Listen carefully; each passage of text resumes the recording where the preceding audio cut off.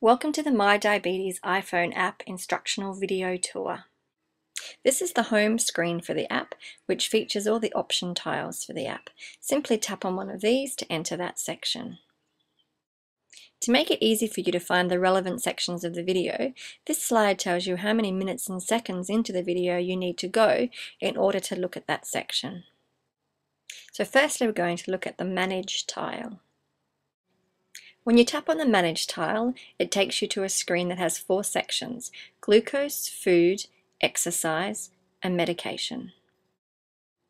Again, to make it easier for you to navigate the video, we have put next to the glucose, food, exercise, and medication sections exactly how far into the video that you'll need to go in order to access the instructions on these sections. When you tap on glucose, it'll take you to the glucose log screen, which is what you can see in the middle of this slide. So here you can select your blood glucose level. Firstly, choose a measurement, either millimoles per litre, which is usually what's used in Australia or the UK, or milligrams per deciliter, which is what's used in America. Then scroll to select your current blood glucose level. Tap the Save button in the top right-hand corner of the screen to save your details, and then a Save Result Alert box will pop up. So then just click Done to continue, and this will take you back to the Manage screen option. So now we're going to look at the Food section under the Manage tile. So if you tap on Food, it will take you to a screen called Food Options. It gives you 3 choices. You can look at My Foods, Your Recent Foods, or the Food Store. Now, My Foods is a list of your favorite foods. Recent Foods is a list of the recent foods that you have consumed and entered into the app. And the Food Store is a comprehensive, editable list of foods. So what we're going to look at first is the Food Store. So if you tap on the Food Store, you'll be taken to a screen that lists all the different products that are available. So when you're in the food store, you have a couple of options. You can search through the foods by tapping on them and finding out information about them, or if it's a food that you've just consumed, then you can add it as a log, and so your app will log the foods that you've just consumed. So firstly, tap on an item in the food store like we have done with Alpenmuesli, and it will take you through to the Alpenmuesli screen, which is the second image on this slide.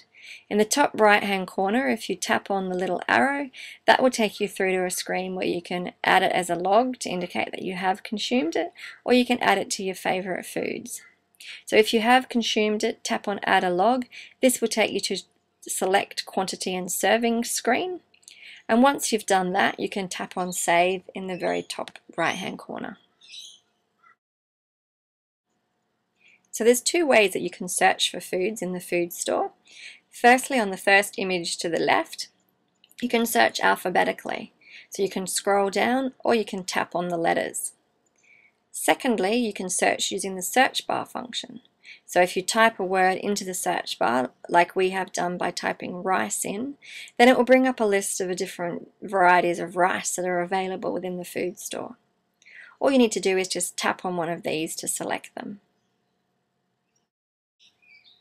If you can't find a food in the food store that you eat, then you have the option of adding your own foods. So if you go to the food store and tap on the cross in the bottom right hand corner, that will take you to a screen that says Add New Food. Here you can add the name of the food, the serving size, serving unit, energy unit. Now that's all the compulsory information, and then there's optional information that you can add as well.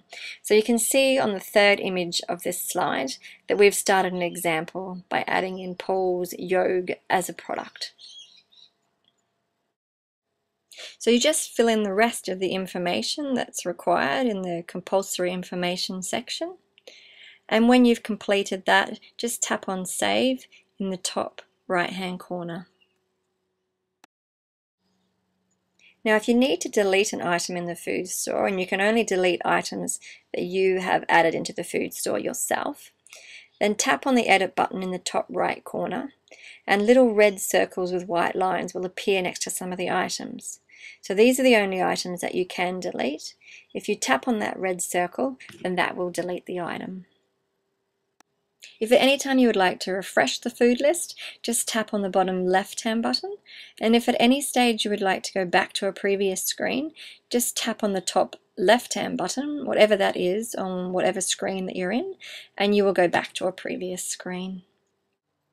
So now we're back at the food options screen, and we're going to look at the recent foods section. So if you tap on recent foods, it will take you through to a screen. Now this one only shows 2, but it will actually show you the last 50 foods that you entered in, that you have consumed. You can also then tap on edit in the top right hand corner, and that will take you to your recent foods, the last 5 recent foods that you can edit if you need to do that.